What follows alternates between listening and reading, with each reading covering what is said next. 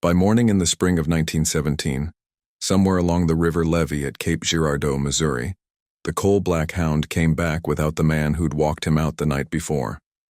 His name was Gaffer, 5 years steady, the kind of dog that walked the berm every fog-heavy evening and never wandered past the riprap. His owner was a barge hand named Ira Good, 42, a widower who lived in a boarding house 2 streets back from the water and kept to himself except for that dog. People in Cape Girardeau knew them both by sight. The lean man in the wool coat and the hound at his heel, walking the levee crown just after supper, every night, rain or shine, checking the mooring lines and the driftwood piles like it was church. That night the fog came in thick off the Mississippi, the kind that sat low and wet and turned the gas lamps into soft smears of yellow that didn't reach past their own posts. The air tasted like river clay and something sharper, metallic, like the smell that rises off iron when it's been in the rain too long. Ira left the boarding house a little before 9, same as always, Gaffer trotting ahead with his nose down. The landlady saw them go. She said later that the dog turned back once at the corner, looked straight at her with his ears flat, and then kept on toward the levee without a sound. She said his eyes caught the lamplight wrong, like glass, and that she almost called out to Ira to bring him back inside. But she didn't. By dawn, Gaffer was back at the boarding house door, alone. His coat was damp but clean. His paws were muddy, dark with river silt, but there was no blood, no torn fur, no sign he'd fought or run hard. He sat on the step and waited, the way he always did when Ira went inside first. But Ira wasn't coming. The dog didn't bark, didn't scratch at the door, just sat, staring at the street, his tail tucked tight. The landlady tried to call him inside, but he wouldn't move. When she reached for his collar, he pulled back, slow and stiff, like something hurt him to be touched. Men found the chew bone on the riprap an hour later, halfway down the levee slope where the rock met the water. It was set neat, not dropped, placed like someone had tucked it from a pocket and laid it on the stone with care. And it was still warm. Warm enough that the first man to touch it pulled his hand back and called the others over to feel it too. A dock worker named Kern pressed his palm to it and swore later it felt like it had just come out of a living mouth. There was no fire, no lantern, no pocket that could have kept it warm that long in the cold morning air. The grass was frosted white. The stones were slick with dew. But the bone was warm, and nobody knew how to say that out loud without sounding like a fool or a liar. The wet boot prints went up the levee from the low path by the water, clear and deep in the soft mud that hadn't dried from the last rain. They climbed the slope in a straight line, heel and toe, a man's stride, steady and sure. The tread matched Ira's work boots, the ones with the worn left heel that every man on the docks knew by sight. At the top, where the crown flattened out and the path ran straight for a quarter mile, the prints stopped. Not faded, not smeared, not blurred by wind or dog or second-guesser. Just stopped like the man who made them had lifted straight into the air. And between the last print and the place where the dog had clearly turned back, his paw marks frantic, doubled over themselves, there was a stretch of mud, flat, wet, soft enough to take the mark of a stick or a knee, that held no mark at all. Not boot, not paw, not even the drag of cloth or the scrape of something crawling, just smooth mud, impossibly clean, in the middle of a trail that showed every other step. The levee lamp at the top of the path spun once in air that wasn't moving. The flame inside didn't flicker, the post didn't creak, the glass didn't rattle. It just turned slow and smooth a quarter rotation to the left until the light faced upriver, and then it stopped. 3 men saw it happen, standing 5 feet away with their hands on their hips, breathing hard from the climb. None of them had touched it. None of them had stepped close enough to bump it. One of them, a dock worker named Petit, said later that it felt like the lamp was trying to see something, the way a man turns his head when he hears his name called from a long way off. That was the last night he ever walked that levee alone, and he told the younger men on his crew they shouldn't either. A boy, 10 years old, sent by his mother to fetch his father from the ice house before breakfast, swore he saw a dog's shadow move along the crown of the levee in the early light, long and black and clean-edged against the pale morning sky. But there was no dog casting it. He stood on the low road with the water to his left and watched the shadow trot slow along the top of the levee, pause where the lamp stood, and trot again. The shadow moved the way Gaffer always moved when he was working a scent line, head down, tail stiff. The boy stood frozen, his hands gone numb, and watched the shadow reach the place where the lamp had turned. And then it stopped. And then it wasn't there anymore. He ran home with the message undelivered and didn't tell anyone until 2 days later, and by then nobody wanted to hear it. His father told him to keep quiet and not to go back to the levee, not even in daytime, not even with friends. The search started that same morning, slow and methodical. Men from the docks and the rail spur and the barge sheds walked the levee shoulder to shoulder, 8 across, tying strips of torn flour sack to the cane that grew wild along the water's edge, so they'd know where they'd already been. The rags shivered in air that wasn't moving, fluttering hard like they were caught in wind, though the river lay flat as poured lead, and the fog sat still, and the smoke from the rail yard rose straight up without a bend. A few of the rags came untied during the search, carefully knotted rags that shouldn't have slipped, and were found later, farther upriver, knotted tight to cane stalks that nobody on the line remembered marking. The frogs had gone quiet. The river ran loud and fast with spring melt from upstream, the current pulling at the pilings and slapping against the riprap, and the frogs should have been deafening that time of year, calling from every ditch and backwater from the coal dock clear down to the old ferry landing. But the whole stretch was silent, dead silent, like something had closed a door on them or driven them down into the mud where they wouldn't be heard. The water smelled wrong too, not like rot or fish or the sweet silt that comes with river rise, but like wet metal, like a bucket of nails soaking overnight, and under that, faint but persistent, a smell like old rope left too long in the rain going soft and black. At the ice house where the big loading chains hung from the eave on iron hooks, one of the chains rattled hard against its hook. 13 times, slow, evenly spaced, deliberate, like someone was counting out loud or marking time with a hammer. Then it stopped. The ice house was closed and locked. The foreman had the only key on his belt, and he was standing outside with the rest of the search party when it happened, close enough to see the chain swing. Nobody went inside to check what had moved it. The foreman unlocked the door that afternoon, walked in alone with a lantern, and came back out 30 seconds later. He locked it again and wouldn't say what he'd seen, only that the ice blocks were still stacked neat and nothing inside had been touched. But he didn't go back in there after dark, not for the rest of that spring. 2 nights later, long after the search had moved downriver and the men had started dragging grappling hooks through the shallows and walking the towpath with lanterns on poles, someone heard Gaffer howl. It came from the middle of the river, out past where the current ran fastest and the water went deep and black, where no boat would anchor and no man could swim without being pulled under. The howl rose clear and unmistakable, the same 2-note cry Gaffer made when he was calling Ira home from the docks at the end of a shift, and then it faded. Not like it was moving away downriver or being carried off by wind. It faded like it was sinking, going down into the water the way a train whistle fades when it goes into a tunnel or behind a hill. It didn't come back. A barge hand named Tice, who'd worked the Mississippi for 20 years and knew every sound the river made, said later it was the only time he'd ever heard something drown that was already dead. After that, people in Cape Girardeau made rules, the kind that didn't need to be written down or voted on in any meeting. Nobody walked the levee alone after dark. Not the barge hands, not the rail workers, not the night watchman, not even the constable. Couples who used to walk the Crown in the evenings for the breeze and the view started crossing it 2 by 2 even at noon, walking fast, shoulders tight, not looking at the riprap or the water or the place where the lamp still stood facing upriver. Mothers told their children not to go near the levee past the coal dock, and the older hands on the docks told the younger ones that if you heard a dog on the levee at night, you didn't go looking for it, you didn't call its name, and you didn't whistle it home because whatever answered wouldn't be a dog anymore.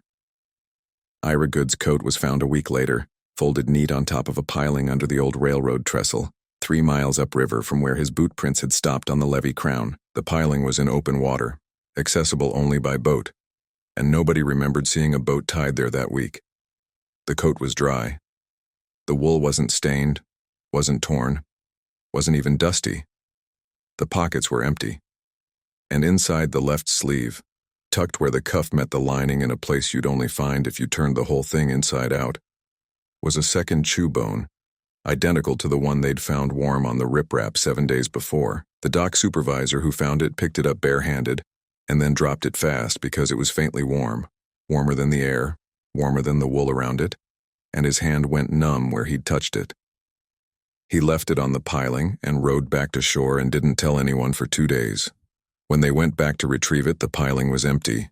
The coat was gone, the bone was gone, and the fog that night smelled like wet iron and old rope, and the frogs stayed quiet all through May. Men in Missouri still won't talk about that spring without lowering their voices and checking who's listening. And they still won't say out loud what it was that walked Gaffer up the levee and brought him back alone, or what it was the lamp turned to watch, or why the river knew how to howl like a dog that had already drowned, or how a bone could stay warm in a dead man's coat for a week without fire or hand or living mouth to keep it so. The timeline broke down like this. Ira and Gaffer left the boarding house at 9:10 on Thursday night, April 19th. The landlady, Mrs. Caudle, watched them turn the corner toward Water Street and heard Ira's boots on the gravel until the fog swallowed the sound. At 9:30, a night watchman named Howell was making his rounds near the coal dock and heard a dog bark once, sharp, from somewhere up on the levee crown. He didn't think much of it. Dogs barked at rats, at drifters, at the sound of barges knocking together in the current. He kept walking. At 9:45, 2 barge hands coming off the late shift, Kern and a man named Duluth, were crossing the low path near the riprap when they heard what they both described as a 2-note whistle, the kind cattlemen used but higher, thinner, like it was coming through a crack in a wall. Kern said it came from upriver. Duluth swore it came from the water. They stopped and listened, and it didn't come again. They kept walking faster than before and didn't look back. At 10 o'clock, a woman named Olivette, who lived in a row house that backed onto the levee, said she heard boots on the stone path outside her window, steady and quick, going uphill toward the crown. She assumed it was Ira, same as every night. She didn't look, but she said later that the sound stopped too soon, like the boots had reached the top and then just ended, and that bothered her enough that she got up and looked out the window 10 minutes later. The levee was empty. The lamp at the top was lit, facing upriver, and the fog was so thick she couldn't see the water, only the glow of the lamp hanging in the gray like a coin somebody dropped in dirty water. By midnight, Gaffer was back at the boarding house. Mrs. Caudle heard him whining at the door and let him in, thinking Ira had sent him home early for some reason. The dog went straight to Ira's room on the 2nd floor, scratched at the door, and when she opened it and showed him the empty room, he lay down in the hall and wouldn't move. She said his fur was damp and cold, but his belly was warm, like he'd been lying on something heated. She didn't know what to make of that. By dawn, when Ira hadn't come back and the dog still wouldn't eat or go outside, Mrs. Caudle walked down to the docks and found the foreman, a man named Strake. He sent 2 men up to check the levee, and that's when they found the boot prints and the bone. The search started in earnest by 7 that morning. 30 men, maybe more, gathered at the base of the levee near the coal dock with lanterns even though the sun was up, because the fog still hadn't lifted, and you couldn't see 20 feet in any direction. They split into 2 groups. One group walked the crown of the levee north toward the rail trestle. The other walked south toward the ferry landing. They tied strips of white rag to the cane as they went, marking their line so they wouldn't double back on themselves. The dogs wouldn't work. 3 men brought hounds, good trackers that had found lost children and run-down thieves, and all 3 of them balked at the levee path. One of them, a big red bone named Soldier, got halfway up the slope, stopped dead, and started to shake. His owner, a man named Petrie, tried to pull him forward, and the dog sat down hard and wouldn't budge. Petrie dragged him another 5 feet, and the dog started to cry, low and continuous, a sound Petrie said he'd never heard a hound make. He let him go, and the dog turned and ran all the way back to the road and sat there, stiff-legged, staring at the levee like it had teeth. The other 2 dogs did the same. After that, the men walked without them. By mid-morning, the fog had thinned enough to see across the river, and they could make out the far shore. The line of cottonwoods and the mud flats where the barges anchored when the current ran too fast to work. The search line moved slow, shoulder to shoulder, 8 men across, stepping careful through the cane and the soft mud at the water's edge. They found a coil of rope that didn't belong to anyone. They found a rusted tin cup half buried in silt. They found boot prints that looked like Ira's heading north, but the print stopped at a patch of rock and didn't pick up on the other side. At noon, one of the rags they'd tied to the cane that morning was gone. A man named Tice swore he'd knotted it himself to a stalk just south of the ice house, tight enough that it would take 2 hands and a good pull to get it loose. When they came back through that section an hour later, the rag wasn't there. They found it 300 yards upriver, tied neat to a stalk that nobody on the line remembered marking. The knot was the same. Tice checked. He said later that his hands went cold when he saw it, because nobody had walked that far ahead of the line, and nobody had any reason to move a marker once it was set. That afternoon they brought a rowboat and started dragging the shallows with grappling hooks, long iron prongs tied to ropes pulling them slow through the water close to the riprap.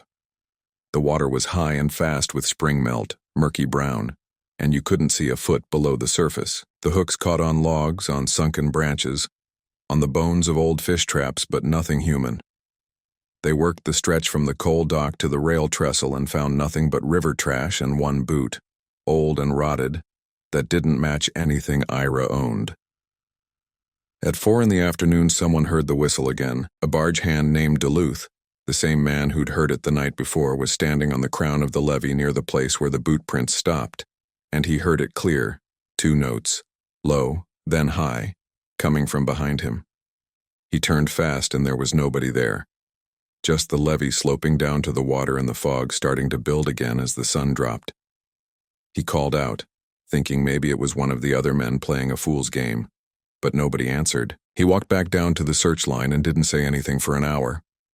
When he finally told the man next to him, a dock worker named Kern, Kern went pale and said he'd heard it too, 10 minutes earlier, coming from the direction of the ice house. They compared notes. The whistles had been almost simultaneous. Kern said his came from the north. Duluth swore his came from the south. They were standing 40 feet apart when they heard them. That didn't make sense unless there were 2 people whistling, and there weren't 2 people on that levee who knew how to make that sound. By evening, the older men started talking in low voices about what you did and didn't do on the levee after dark. One of them, a barge supervisor named LeMay who'd worked the docks for 30 years, told the younger men flat out, "You don't walk this stretch alone anymore, not until we know what happened." Another man, Petite, said he wasn't coming back at all, not even in daylight, and nobody argued with him. A third man, Howell, the night watchman, said he'd heard stories about the levee from his father, who'd worked the docks in the 1880s, and that there were places along the river where things got confused, where the land didn't give back what it took. He didn't say more than that, and nobody asked him to. That night, after the search had broken up and most of the men had gone home, 3 of them stayed behind to keep watch. Strake, the foreman, Tice, the barge hand, and a rail worker named Cobb who didn't talk much but carried a rifle and knew how to use it. They built a small fire on the crown of the levee, just north of where the boot prints ended, and sat with their backs to the river, watching the road. The fire burned clean and low. The night was still. The frogs stayed quiet. At 10 past midnight, the levee lamp went out. Not dimmed, not flickered. Just went out like someone had blown it out with one hard breath, even though the glass was closed and there was no wind. Strake stood up and walked over to check it, and when he got close, the lamp came back on, full flame, bright and steady, facing upriver. He didn't touch it. He walked back to the fire and sat down, and none of them said a word about it for the rest of the night. At 2 in the morning, they heard boots on the stone path below the levee, coming up from the low road by the water. Steady, unhurried, heel and toe, the sound of a man walking alone. All 3 of them stood and turned toward the sound, and Cobb brought the rifle up. The boots reached the base of the levee and started climbing the slope. They could hear every step, clear and distinct, getting closer. And then the sound reached the top of the levee, right where they were standing, and stopped. There was nobody there. The path was empty. The fog was thin enough to see 30 feet in every direction, and there was no man, no shadow, no movement at all. Just the sound of boots that had climbed the levee and stopped at their feet. And then silence. Strake said later that he felt the hair on his neck go stiff and that Tice had gone white as lampglass. Cobb kept the rifle up for another minute, then lowered it slow and said in a voice flat as a nail, "We should go." They kicked out the fire and walked back to the road without looking behind them, and none of them came back to the levee after dark again, not that spring, not ever.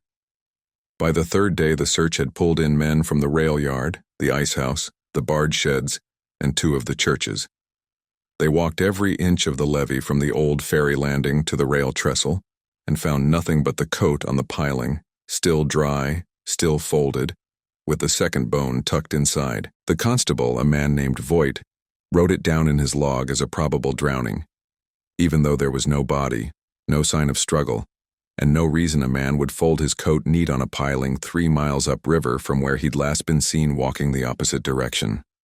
Voigt didn't write down the part about the bone being warm, or the boot prints that stopped in mid-stride, or the whistles that came from 2 directions at once. He wrote probable drowning and closed the log, and nobody argued with him because nobody wanted to write down what they actually thought had happened. On the 4th night, a boy walking home from his grandmother's house saw a light in the window of the ice house, dim and yellow, like a lantern burning low. The ice house was locked.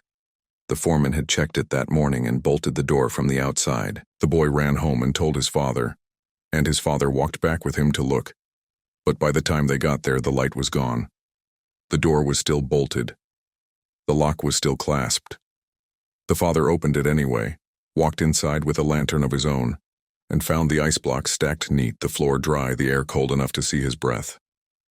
Nothing was disturbed, but on the floor near the center of the room where the loading chains hung from the ceiling, there was a single boot print in the frost, clear and fresh, the tread worn on the left heel. The father locked the door again and didn't tell anyone but the foreman, and the foreman said he'd take care of it. He didn't. He just stopped using that ice house and moved his crew to the smaller shed down by the ferry landing. And when people asked why, he said the big house had a problem with the roof and needed repairs. The roof was fine. Everybody knew it. But nobody pushed him on it. By the end of the first week, the story had settled into the bones of the town, the way a scar settles into skin. People in Cape Girardeau stopped asking where Ira had gone and started asking what had taken him, and nobody said the answer out loud, but everybody knew what the question meant. By the second week, the search had stopped being a search and started being something else, something closer to vigil or penance. The men still walked the levee every morning, but they weren't looking for Ira anymore. Not really.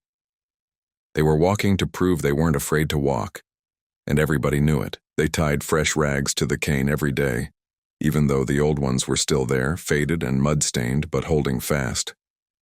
They dragged the shallows again with the grappling hooks, even though they'd already pulled every inch of riverbed from the coal dock to the trestle twice over. They were making a show of it for themselves and for the town, and nobody said out loud that it had stopped making sense days ago. The foreman, Strake, kept a ledger in the dock office, a heavy cloth-bound book where he logged every man's hours, every barge loaded, every shift worked. It sat on a shelf above his desk, and he wrote in it every evening before he locked up, neat columns of names and numbers in black ink. On the morning of April 27th, 8 days after Ira disappeared, Strake opened the ledger to log the previous day's work, and there, in the column for April 26th, was Ira Good's mark, not his full name, his mark. A small slanted G with a line through the tail, the way he always signed when he clocked a load or confirmed a delivery. Strake had seen that mark 1,000 times, on manifests and tally sheets and bills of lading, and he knew it the way you know your own brother's handwriting. It was Ira's, and it was dated April 26th, a full week after Ira had walked up the levee and not come back. Strake stood there with the ledger open in his hand, staring at the mark, and his mouth went dry. He checked the pages before and after. April 25th was clean. April 27th, today, was blank. But April 26th had the mark, slanted and sure, in the same black ink Strake used, in the same column where Ira always signed when he finished a night shift. Strake set the book down on the desk and stepped back from it like it had burned him. He called in 2 other men, Tice and a dock supervisor named LeMay, and showed them the ledger without saying a word. Tice looked at it for a long time, then looked up at Strake and said, "That's his mark." LeMay nodded. He didn't touch the page. None of them touched it. They stood there in the small wood-paneled office with the morning light coming through the window, and the river sound dull and constant beyond the wall, and nobody said what they were all thinking, which was that the mark hadn't been there the day before. Strake had logged April 25th himself, and the page for the 26th had been blank then. He was sure of it. But now it wasn't blank. Now it had Ira's mark, written in ink that looked fresh but wasn't wet, in a hand that Strake would swear under oath belonged to a man who'd been missing for 8 days. LeMay finally said, "Did he come back?" And Strake shook his head. "He didn't come back," he said. "Somebody would have seen him. Mrs. Caudill would have seen him. The dog would have known," Tice said. "Then who wrote it?" And nobody answered because there was no answer that made sense, and the only answers that didn't make sense were the kind you didn't say in daylight with other men listening. Strake closed the ledger and locked it in the desk drawer and didn't open it again for 3 days. When he finally did on the morning of the 30th, there was a second mark on the page for April 27th. The same slanted G with the line through the tail, written in the same black ink. And now there was a third mark on April 28th. 3 marks, 3 days, all in Ira's hand, all dated after he'd disappeared. Strake took the ledger to the constable, Voigt, and laid it on his desk and said, "You need to see this." Voigt looked at the marks for a long time, then closed the book and handed it back. "I don't know what to tell you," he said, "but I wouldn't keep that in your office if I were you." Strake brought the ledger to the church, to the rector, a man named Father Beale who'd been in Cape Girardeau since before the century turned. Beale looked at the marks, touched the page lightly with one finger and said, "This isn't forgery." Strake said, "I know it's not," Beale said. "Then I don't know what it is, but you should put it somewhere nobody will open it by accident. Somewhere it won't be touched." He wrapped the ledger in oilcloth and put it in a wooden box in the church sacristy, and it stayed there for 11 years, untouched, until the church burned in 1928 and everything inside was lost. By the 3rd week, the theories started circulating in the way theories do in small river towns where everybody knows everybody, and nobody trusts the official story. Some said Ira had enemies, men he'd crossed on a bad debt, or a woman, or some slight nobody could name. But everybody felt sure must have existed because a man didn't just vanish without reason. Others said he'd walked off the levee in the fog and drowned, and that the current had taken him downriver where nobody would find him until summer, when the water dropped and the bones came up on a sandbar somewhere south of the Missouri line. A few said the river took him the way the river took men sometimes, not by accident, but by design, because there were places along the water that didn't follow the rules the rest of the world followed, and the levee at Cape Girardeau was one of them. Nobody said ghost. Nobody said spirit. Nobody said devil or demon or haunting. But they said wrong, and they said not natural, and they said the land past the thorn fence never gives back what it takes, and everybody knew what they meant even if they didn't use the words. The women brought food to the docks for the men who were still walking the search line, even though the search had long since stopped finding anything. They brought cornbread and cold ham and coffee in tin pails, and they stood on the road and watched their husbands and brothers and sons walk the levee in pairs, never alone, always 2 or more. And they didn't ask what the men had seen or heard because they didn't want to know. One woman, the wife of the barge hand Duluth, said later that her husband came home one night in the 2nd week and told her he'd heard his own name called from the water, clear as day, in Ira's voice, and that he'd almost answered before he remembered Ira was gone. After that, he wouldn't go near the levee after dark, and she didn't blame him. Father Beale held a service at the church on the 3rd Sunday after the disappearance, a prayer service for Ira's soul, even though there was no body and no proof he was dead. The church was full. Mrs. Caudill sat in the front pew with Gaffer at her feet, the dog still and silent, his head on his paws. Beale spoke about mystery and faith and the limits of human understanding, and he didn't mention the ledger or the marks or the bone that had been warm on the riprap, but everybody in that church knew what he wasn't saying. At the end of the service, he asked if anyone wanted to speak, and nobody did. They filed out in silence, and Gaffer stayed on the church steps and wouldn't leave until Mrs. Caudle came back an hour later and carried him home. By the end of the third week, the rules had settled in.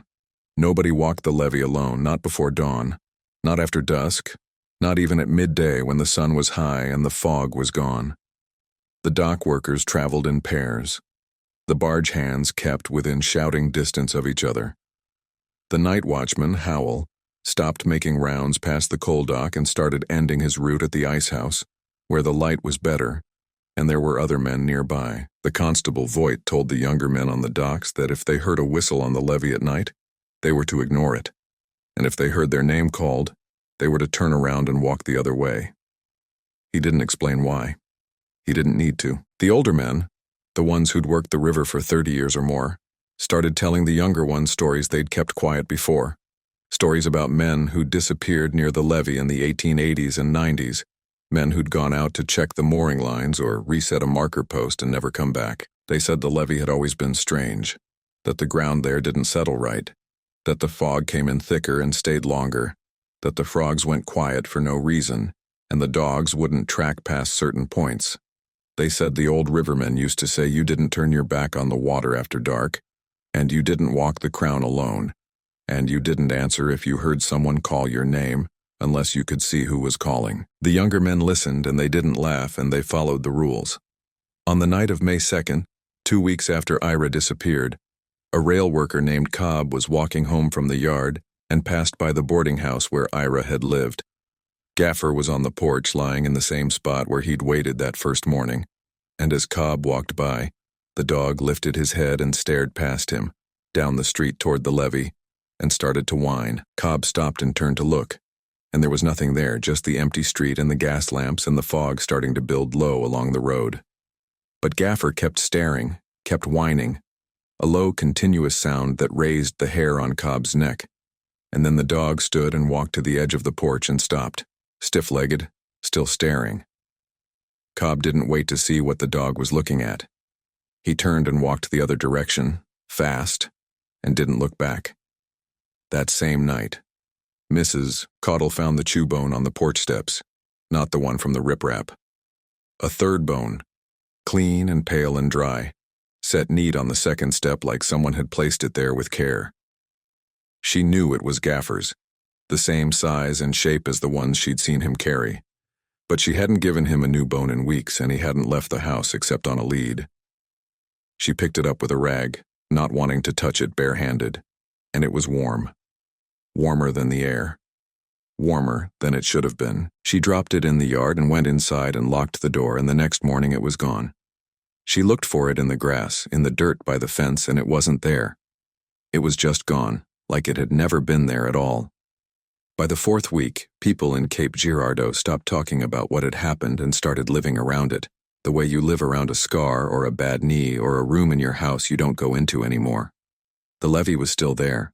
The docks were still working. The barges still came and went. But the rules were fixed now, part of the landscape, part of the rhythm of the town. You didn't walk alone. You didn't answer voices. You didn't go near the water after dark unless you had to. And if you had to, you went with someone you trusted, and you kept your eyes on the path, and you didn't look at the riprap where the bone had been found, or the place where the boot prints had stopped, or the lamp that still faced upriver, burning every night, turned by hands nobody had seen. And late at night, when the fog came in and the frogs went quiet and the river ran fast and low, some people swore they could still hear it. A two-note whistle, low then high, coming from somewhere out on the levee, calling a name that nobody dared to answer. By summer, Gaffer was gone too. Mrs. Caudle found him dead on the porch one morning in early June, lying in the same spot where he'd waited for Ira that first dawn. There was no sign of injury, no foam at the mouth, no stiffness that came with poison. He was just gone, like something had reached in and turned him off. The veterinarian, an old man named Schaefer who'd worked animals for 40 years, looked at the dog and said his heart had stopped, but he couldn't say why. Mrs. Caudle buried him in the yard behind the boarding house, and nobody walked past that spot after dark for reasons they didn't explain. The ledger stayed locked in the church sacristy until the fire in 1928, and when the church burned, Father Beale said later it was almost a relief, like something that should have been buried years ago had finally been put to rest. The new church was built 2 blocks inland, farther from the river, and the congregation never asked why. By 1920, Cape Girardeau had more than doubled in size. New families moving in from farms upriver and towns along the rail line, people who didn't know Ira good and hadn't been there that spring. But the rules stayed. The old dock workers taught the new ones. You don't walk the levee alone, not before dawn, not after dusk. You don't answer if you hear your name called from the water. You don't go near the riprap south of the coal dock unless there's 2 of you, and even then you don't stay long. The new men laughed at first, the way young men laugh at old men's superstitions, until they walked the levee themselves on a fog-heavy night and felt the air change, felt the frogs go quiet, felt the ground under their boots turn strange in a way they couldn't name. After that, they didn't laugh. They followed the rules. In 1923, a new night watchman named Howell, nephew of the man who'd heard the whistle that first night, took the job on the docks and was told on his first day not to check the levee path after 10 o'clock. He asked why. The foreman, a man named Strake's son who'd inherited the position when his father retired, said, "Because the men who did don't work here anymore." He didn't say more than that, and Howell didn't ask. He ended his rounds at the ice house, same as his uncle had, and never went farther. In 1931, during the Depression, when work was scarce and men took any job they could get, the docks hired a crew from downriver to reinforce the levee and lay new riprap along the slope. The crew worked fast, 6 men moving stone from dawn to dusk, and they had the whole stretch from the ferry landing to the coal dock done in 2 weeks. On the last day, one of them, a man named Rudd, found a bone in the rocks, a dog's bone, clean and white and dry, tucked between 2 stones like it had been placed there. He picked it up, and it was warm. He dropped it fast and called the others over, and they stood looking at it for a long time without touching it. One of them, an older man who'd worked the river since before the war, said, "Leave it alone." Rudd said, "It's just a bone." The older man said, "I don't care what it is. Leave it." They finished the job that afternoon and left Cape Girardeau the next morning, and Rudd said later that the whole time they were working that last day, he felt like something was watching them from the water, and that he never took another job on that river again. By the 1940s, the story had settled into the bedrock of the town, the way old stories do, passed from fathers to sons, from foremen to new hires, from mothers to children who asked why they couldn't play near the levee after school. The details had softened over time. Some people said Ira had drowned, others said he'd run off, others said he'd been killed by someone who'd never been caught. But the rules stayed sharp. You didn't walk alone. You didn't answer voices. You didn't go near the water at night. And if you found something on the levee that didn't belong there, something warm when it should be cold, something clean when it should be dirty, you left it where it was, and you walked away. In 1947, 30 years after Ira disappeared, a schoolteacher new to Cape Girardeau moved into a house 2 streets back from the river, the same boarding house where Mrs. Caudle had lived, though she'd been dead 10 years by then. The teacher's name was Miss Orley, and she had a dog, a black hound she'd brought with her from Illinois. She walked him every evening after supper, same route, down to the levee and back. The neighbors told her not to. They told her the levee wasn't safe after dark, that she should walk him in the park or along Main Street or anywhere but the river. She smiled and thanked them and kept walking the levee, because she was new and didn't know the history, and thought they were just being overly cautious the way small-town people sometimes are. On the 3rd week, the dog stopped at the base of the levee path and wouldn't go farther. Miss Orley pulled the leash, called him, tried to coax him with a biscuit, but he sat down hard and started to shake. She gave up and walked him the other way, back toward town, and the dog was fine. The next night, the same thing. The dog refused to go near the levee. The night after that, he wouldn't even walk down the street toward the river. He'd stop at the corner, 2 blocks away, and pull back toward the house. Miss Orley asked the neighbors what was wrong with her dog. They didn't answer directly. One of them, an old woman who'd lived in Cape Girardeau her whole life, said, "Dogs know things we don't. You should listen to him." Miss Orley said, "What things?" The woman said, "Just listen to him. and closed her door. That winter, Miss Orley found a bone on her porch step. A dog's chew bone, clean and white, placed neat on the second step like someone had set it there with care. She picked it up and it was warm. She dropped it fast and went inside and locked the door. And the next morning, it was gone. She asked the neighbors if they'd seen anyone on her porch and they said no.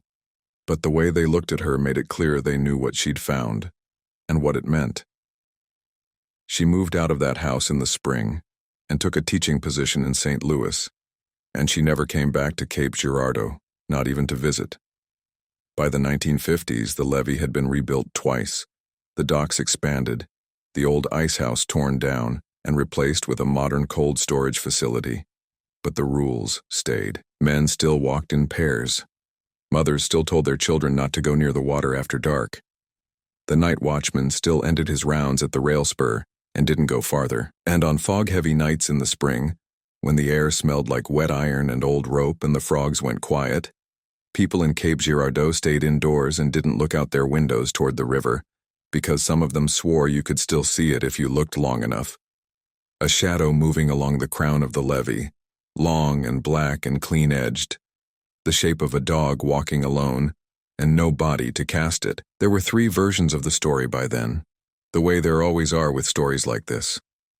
The first version said Ira had enemies, men who'd followed him to the levee that night and done something terrible, and that the strange details, the warm bone, the boot prints that stopped, the marks in the ledger, were just coincidence or mistakes or things people misremembered in the shock of losing him. The second version said he'd slipped on the wet riprap and fallen into the river, and that the current had taken him fast, and that the rest was just the fog and the dark and the fear playing tricks on people who wanted an explanation that made sense. The third version, the one nobody said out loud but everybody thought about on nights when the fog came in thick and the levee lamp burned steady, facing upriver like it was watching something, said that Ira hadn't slipped and hadn't been killed by human hands, but had walked up that levee with his dog and met something that didn't follow the rules the rest of the world followed, something that could leave a bone warm without fire, could write in a ledger without hands, could make boot prints, stop in mid-stride and leave a stretch of mud impossibly clean,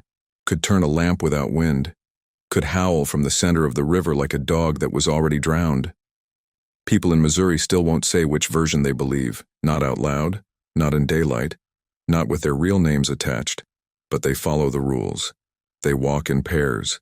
They don't answer voices. They teach their children not to go near the levee alone, and they don't explain why, because the explanation is the kind that sounds insane until you've stood on that levee yourself on a spring night and felt the air go wrong, and the frogs go quiet, and the ground under your boots turn strange in a way that makes your hands go cold and your throat go tight and your legs want to run, even though there's nothing to run from that you can see. And on certain nights when the fog rolls in off the Mississippi and sits low and wet along the levee crown, some people still hear it, a 2-note whistle, low then high, coming from the direction of the water, calling a name that nobody living remembers anymore. But that still gets answered somehow by something that walks the levee alone and leaves no prints and casts a shadow without a body, and keeps a bone warm long after the mouth that held it has gone cold. And the man who walked that dog has been missing for more than 100 years. Which version makes sense here? The human one, the natural one, or the impossible one nobody in Cape Girardeau, Missouri, dares to say out loud? And what detail in this story should not exist in a normal world? The bone that stayed warm for days, the boot prints that stopped in mid-stride, the marks in the ledger written by hands that were already gone, or the shadow of a dog that walks the levee still, cast by nothing, called by no one, waiting for a man who will never come home? Subscribe so you don't miss the next story.